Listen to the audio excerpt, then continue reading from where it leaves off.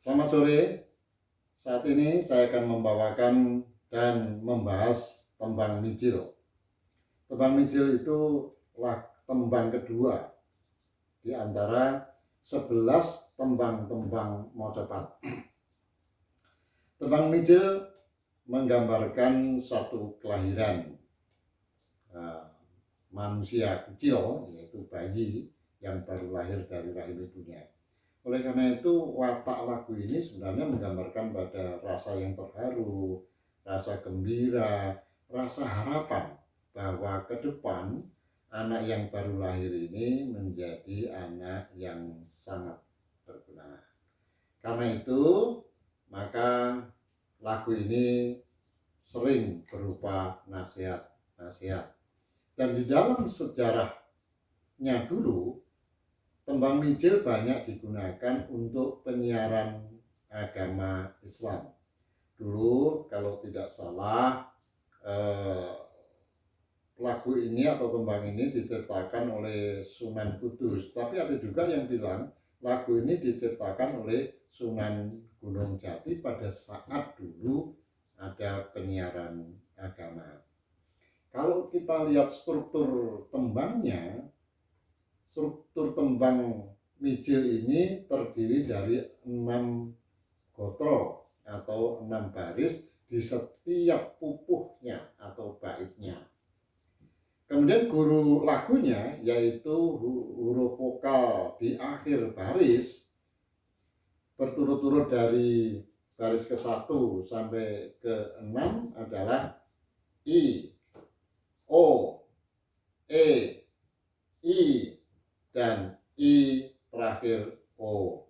Kemudian kita lihat guru bilangannya, di setiap baris itu terdapat suku kata berturut-turut. Dari baris pertama adalah 10, 6, 10, 10, 6, dan terakhir 6 suku kata.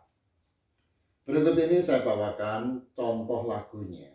Lagu yang berupa harapan bahwa ke depan itu bayi yang dilahirkan dalam menapai dunia itu supaya berhasil di kemudian hari. Berhasil dalam arti bahwa menapai kehidupan di dunia dan juga berhasil nantinya menyiapkan diri dalam kehidupan di akhirat.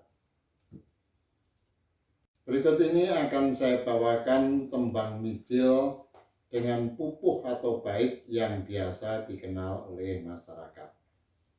Tetalane kuno lawan sekti kudu andap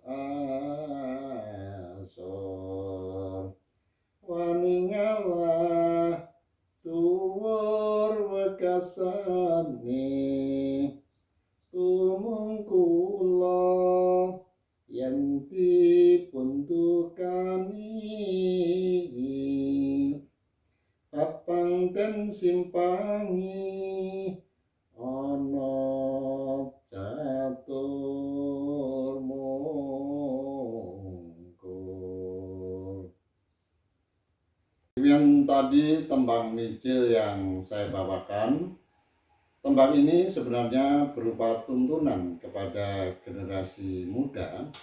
Kalau kita lihat dari baris per baris, maka artinya kurang lebih seperti ini. Dedalane guna lawan sekti, artinya adalah itu merupakan jalan yang baik untuk menjadi orang yang berguna. Kalau kita itu menjadi sekti, sekti dalam arti adalah menguasai ilmu, pengetahuan, teknologi, dan keterampilan. Ini yang harus kita perlukan, terutama menghadapi perkembangan ke depan yang sangat cepat perubahannya ini, dan persaingannya juga tidak kurang beratnya. Kemudian baris yang kedua yaitu kudu andapasor, artinya adalah kita itu harus saling menghargai satu dengan yang lain. Kalau perlu dengan siapapun kita harus menghargai apakah yang kita hadapi itu pejabat atau bukan, atau siapapun, kita tetap harus menghargai. Itu artinya kita bisa menempatkan diri, dan nanti siapapun juga orang akan menghargai kita. Artinya kita menghargai orang lain, dengan demikian orang lain pun akan bisa menghargai kita.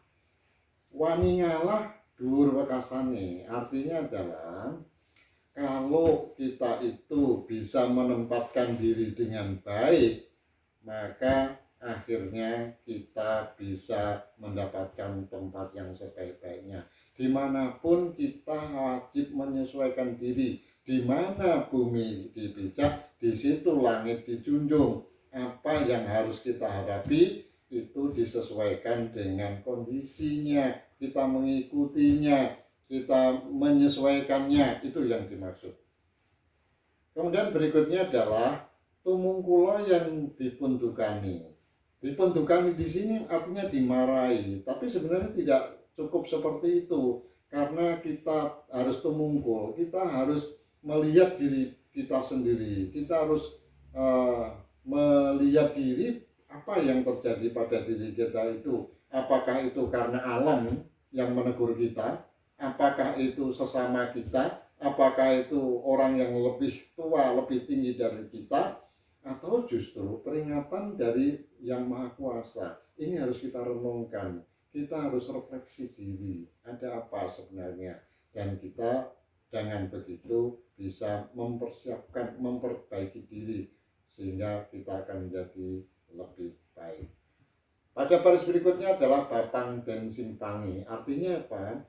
Bapang dan simpang itu, bapang itu persoalan yang tidak perlu, hal-hal yang tidak perlu, hal-hal yang sifatnya merugikan kita hindari saja. Untuk apa? Kita lebih banyak gunakannya untuk hal-hal yang lebih bermanfaat. Itu jauh lebih baik daripada kita mengurusi hal-hal yang tidak berguna. Itu lebih banyak merugikan kita. Dan yang terakhir, ono catur mungkur, artinya kalimat-kalimat yang tidak bermanfaat itu hendaknya dihindari. Apalagi sekarang kita itu dengan zaman modern banyak menghadapi hoak-hoak dimanapun itu. Kalau kita tidak tahu, kita tidak cek and recheck, tidak usah kita ikut menyebarkan dan sebagainya. Kita harus bijaksana menerima dan menyampaikan berita apapun. Mudah-mudahan ada manfaatnya bagi kita semua.